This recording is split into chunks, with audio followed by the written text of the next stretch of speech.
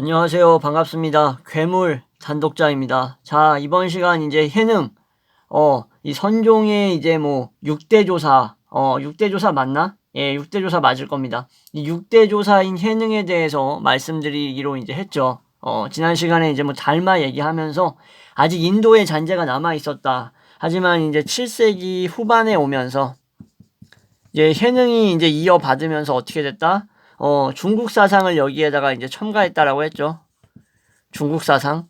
예, 그래서 새로운 면모를 갖추게 됐다라고 말씀드렸습니다. 자, 해능은 되게 가난한 집 출생이었어요. 가난했고, 그리고 문맹이었습니다. 문맹이 뭔지 아시죠? 뭐, 읽고 쓰고 이런 거 잘 못하는 거. 완전히 아주 열악한 상황이었는데, 장작파리로 생계를 이어갔습니다. 장작파리. 뭐, 오늘날로 치면은 뭐 거의 뭐, 진짜 밑바닥 인생이었던 거야. 근데 그러던 어느 날 이제 지나가다가 이 금강경을 이제 독송하는 소리를 들었어요. 이 소리를 듣고 이제 하고 깨달음을 얻은 거야. 저런 얘기가 있었구나 세상에. 그래가지고 그 독송의 주인공을 만나보고 싶다 해서 봤더니 이제 선종의 제 5대조였던 홍인이라는 사람이었습니다. 이 금강경을 독송하는 사람이. 그래서 이제 이 사람한테 이제 매료돼가지고 홍인이라는 사람을 찾아가요. 해능이. 그래가지고 홍인은 이 젊은 해능이라는 사람이 가난하고 문맹이었지만 그래도 얘 참 뛰어난 애다 라는 것을 느꼈어요. 그리고 이 깨달음이라는 게 거짓된 게 아니라 진심이라는 것까지도 파악을 합니다. 자, 그래서 이제 이 절에서 해능은 이제 잡일을 하는 거예요. 잡일. 뭐 밥 안 치고 그리고 뭐 절 이제 뭐 지키고 뭐 청소하고 뭐 이런 거 했겠죠. 뭐 불상 닦고 이런 거. 자, 그런 일 하면서 머물다가 이제 세월이 흐릅니다. 세월이 흐르면서 해능도 어느 정도 이 불교에 대한 어떤 교리라던가 아니면은 그 근본적인 가르침 이런 것들에 대해서 인지를 하고 있는 상태가 됐겠죠. 서당계 3년이면은 풍어를 읊는다고 얘기하죠. 해능도 여기서 이렇게 오랫동안 머물면서 어느 정도 지식이 쌓였습니다. 아무리 문맹이라고 해도. 그래서 홍인은 해능한테 이제 하나의 제안을 하게 돼요. 왜 제안을 했을까, 여러분들? 이제 홍인이 나이가 많아져가지고 후계자를 선정해야 될 때가 된 거야. 자기는 이제, 소멸하는 거잖아요, 이제. 자연의 법칙에 따라서. 이거를 피해갈 순 없잖아. 아무리 위대한 고승이라고 할지라도. 그래서, 자, 너의 깨달음을 한번 시로 표현해보라 라고 해능한테 이제 주문을 합니다. 그러자, 이제 다른 후계자를 노렸던 승려들에게도 이제 포함되는 제안이었다라는 것을 해능은 알고, 나는 마음을 비우고 내가 느낀 것, 내가 솔직하게 느꼈던 느낌을 말하겠다. 나는 후계자가 되든 말든 상관없는데 어쨌든 저 사람들은 후계자를 노리는 것 같으니까 나는 그냥 솔직하게 내가 뭘 느꼈는지 말하겠다 해서 자기가 이제 시를 씁니다. 먼저 이제 되게 직책이 높았고 그리고 지적으로도 우수했던 홍인의 제자가 있었어요. 제자가 뭐 한둘이었겠습니까? 근데 그 중에서도 뛰어났던 애가 있었던 거지. 그 중에 뛰어났던 애 이름이 신수라는 애였어요. 신수가 먼저 시를 지어서 읊습니다. 뭐라고 읊냐면은 이렇게 읊습니다. 자, 이 몸은 뭐다? 보리수다. 그리고 이 마음은 거울이다라는 거죠. 밝은 거울. 명경이라는 거죠. 밝은 겨울이니 자, 부지런히 갈고 닦아가지고 티끌이 묻지 않게 하리 뭐 이러한 시를 썼어요. 그러자 이제 주변의 승려들이 야, 역시 배운 놈은 다르다. 역시 똑똑한 신수가 쓴 시라 그런지 엄청나다 하면서 감탄을 합니다. 근데 해능은 이 시를 읽고 신수의 시를 읽고 뭔가 피상적이라고 생각을 한 거예요. 나는 그렇게 생각을 안 하는데 이러면서 자신만의 시를 짓습니다. 자, 그 내용을 말씀드릴게요. 원래 보리수라는 것은 없다. 명경, 밝은 거울 또한 없는데, 본래 아무것도 없는 것이거늘 어디에 도대체 도대체 어디에 먼지가 묻는다. 어디에 도대체 먼지가 묻는다는 말인가? 라는 시를 씁니다. 자, 일종의 좀 도발적이기도 하지만 여기에 사실상 여러분들 선종에 대한 어떤 교리, 불교 중심 교리에 대한 두 사람의 견해 차이가 있는 거예요. 견해 차이가 녹아져 있는 거예요. 자, 확실히 드러나고 있는 건데 신수의 시 같은 경우에는 인도 불교의 전통을 그대로 이어받고 있습니다. 자, 그러니까는 마음이라는 것을 계속 갈고 닦고 꾸준히 정화하는 그러한 과정을 통해서 이러한 과정을 해야지만 발전이 있고 그래서 깨달음이 생긴다라는 식으로 얘기하는 겁니다. 한마디로 정화 과정이라던가 아니면은 배움의 과정 같은 것들이 없으면 깨달음에 이르기 어렵다라는 식으로 얘기한 거야. 누가? 신수가. 근데 해능은 뭐라고 얘기했어? 해능은 근본적으로 정화할 필요가 없을 정도로 우리 마음에는 이 불성이라는 것을 타고난다라는 거야. 그러면은 이거를 뭐 정화하고 나발이고 떠나서 끄집어 올려내기만 하면 되는 거야. 끄집어 올려내기만 하면은 사실상 부처와 같은 경지에 도달할 수 있는 거라는 것. 즉 불성은 뭐다? 타고난다라는 거죠. 그죠? 예. 해능은 이러한 생각을 명료하게 보여줬던 승려였던 거예요. 자, 그래서 두 시를 비교하게 됩니다. 누가? 홍인, 5대 선종 조사인 홍인이 비교하더니 6대 조사로 해능을 임명합니다. 해능의 말이 비록 이것이 불교 전통관에는 위배될 수 있는 말이긴 하지만 어때요? 그래도 인도의 색채를 벗었잖아. 인도적인 것에서 탈피해가지고 어떻게 됐어요?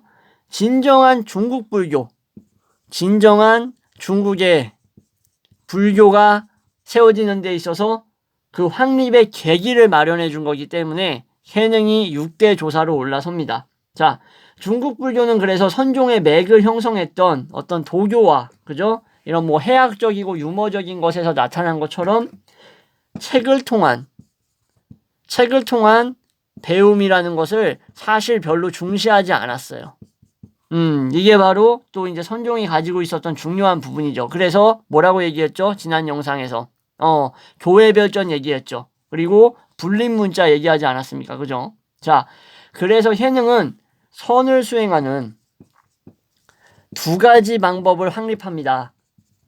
자, 첫 번째는 참선이고 두 번째는 공안이라고 부르는 겁니다. 참선하고 공안. 자, 먼저 참선부터 말씀드릴게요. 참선이라는 것은 다른 종파에서 얘기하는 명상 같은 느낌이에요. 명상, 참선은. 그래서 참선을 통해서 사람이 뭐예요?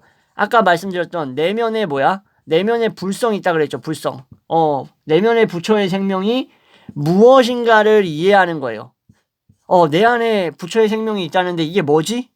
자비심인가? 아니면은 뭐 동정심인가? 뭐 이렇게 해가지고 고민하다가 이해를 하는 거죠. 그래서 이 깨달음, 이렇게 고민하면서 깨달은 것을 통해서 뭘 받아들이는 거예요? 결국 진리를 받아들이게 된다. 이게 바로 참선입니다. 그죠? 그리고 공안이라는 것은 뭐냐면은 선종에서만 유일하게 이제 발전된 수행법이에요. 공안. 자, 이거는 선의 수행과 깨달음을 상징합니다. 무슨 말이냐면은 스승이 인생 경험이 많을 거 아니에요. 그죠? 인생 경험이 많은데 이 인생에서 나오는 경험, 뭐 설법, 뭐 이런 것들을 실현하기 위한 것이라는 거야. 뭐 선을 실현하기 위한 가르침이라는 거죠. 그래서 모든 공안은 근본적으로 뭐예요? 실제의 본성을 가리키는 거예요. 본성을 가리키면서 공안에는 이 역설이 따르는 거죠. 역설. 한마디로 스승이 어떤 가르침이나 설법 속에 역설적인 표현으로 이 진리, 본성의 어떤 진리를 끄집어 내주는 게 바로 공안입니다. 그래서 개념이라던가 어떤 논리적인 사고를 초월하는 어떤 그런 가르침이라고 보시면 될 것 같습니다. 자, 예를 들어서 이렇게 설명을 해드릴게요. 무지에서 벗어나기 위해서는, 자, 여러분들 이 무지에서 벗어나려면 어떻게 해야 될 것 같아요? 배워야 된다? 뭐 공부해야 된다? 암기해야 된다? 자, 아니다. 무엇이 옳고 그른지 따지는 것을 멈춰라 이런 겁니다. 자, 여러분들 이거 보시면은 말이 안 되는 것 같잖아. 아니 무지에서 벗어나야 되는데 왜 옳고 그른 것을 따지지 말라 그래? 근데 이게 역설이라는 거지. 자, 사물을 쫓지 말라는 거죠. 사물을 쫓지 마라. 그러니까는 옳고 그름을 따져버린다면은 이게 또 다른 무지를 형성할 수 있다라는 거예요. 왜? 선입견을 만들고 편견을 만들어버릴 수 있으니까. 그러니까는 겉모습, 겉보기, 언어적인 표현으로 봤을 때는 시비를 가린다라는 것이 무지를 벗어나는 것 같지만 오히려 역설적으로 시비를 가린다면 너는 무지에 빠질 수 있다라는 것을 알려주는 거죠. 이러한 함축된 깨달음이라는 거예요. 얼핏 보면 개소리 같지만 진리가 포함되어 있는 말인 거죠. 이게 바로 공안입니다. 그래서 인간은 대부분 문제가 생기면 어떻게 돼요? 여러분들 논리적인 해답을 찾으려고 하잖아. 왜 이런 문제가 발생했는가? 왜 이러한 상황이 나를 여기까지 이끌었는가에 대한 개념적인 해답을 찾으려고 한다고. 근데 이렇기 때문에 적합한 답이라는 게 사실상 없다라는 것을 인지하게 되면 어떻게 될까 여러분들? 충격을 받는 거야. 왜냐면은 모든 문제에 대한 논리적 해답을 찾으려고 하기 때문에 인간의 뇌 구조가 답이 없음을 인지하면 충격을 받을 수밖에 없다고. 공안은 그래서 이러한 지적 인간의 과정들 있죠. 이러한 과정들을 응축해가지고 실제라는 것을 네가 직접 경험해보라는 식으로 이제 유도하는, 돕는 일종의 장치 같은 거예요. 뭐가? 공안이. 그래서 공안이 선종에서만 발달했던 수행법이라는 거죠. 자, 그래서 이거는 마치 이제 재치 있는 경구처럼 보이기도 합니다. 마치 뭐 잠언이라던가 경구처럼 보이는데 이제 몇몇 이러한 책들은 공안으로 이제 올바른 답을 제시하려고 하긴 해요. 근데 개념을 따지고 중시하는 거 이런 식으로 뭐 개념 뭐 이런 것들을 따져대는 것들 이런 것들 있죠. 이런 태도를 버리지 못하면 여러분들 어떻게 될까요? 이런 태도를 못 버리면 지식을 통해서 아무리 답을 얻은들 이게 큰 의미가 없다라는 거야. 이해하시겠죠? 예. 그래서 이렇게 올바른 방향으로 나아가는 것 같았던 선종도 이제 맥을 이어오면서 결국에는 어떻게 될까 여러분들? 이제 의식화 돼버립니다. 의식화. 안타까운 거지.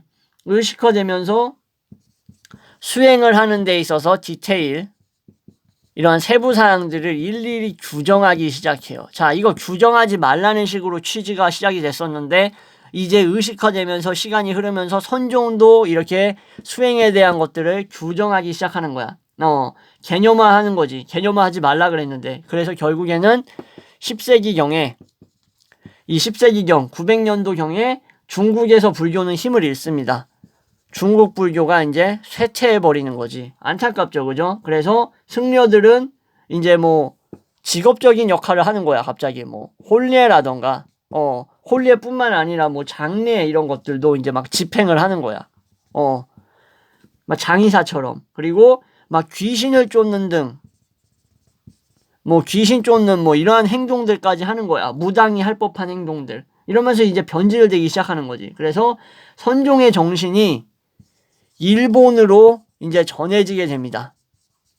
자, 근데 일본으로 전해졌을 때 뭐 이런 식으로 변질된 형식으로 전해졌다라기보다도 그래도 어떻게 보면 선종의 초기의 가르침적인 이러한 것들 그래도 올바로 나가려고 했던 부분들이 일본에 좀 전파된 부분이 있어서 그래도 그나마 좀 다행이라고 할 수 있습니다. 자, 그래서 오늘은 이제 해능 얘기했고 중국 불교 얘기했죠, 그죠? 예. 그리고 선종의 수행법, 참선 공안 얘기했는데 이제 다음 시간에 일본에 대해서 일본에 어떻게 불교가 수입됐는지 그리고 일본 문화의 특이점 그리고 그 속에서 어떻게 불교가 융화될 수 있었는지에 대해서 설명하도록 하겠습니다. 지금까지 시청해 주셔서 감사합니다.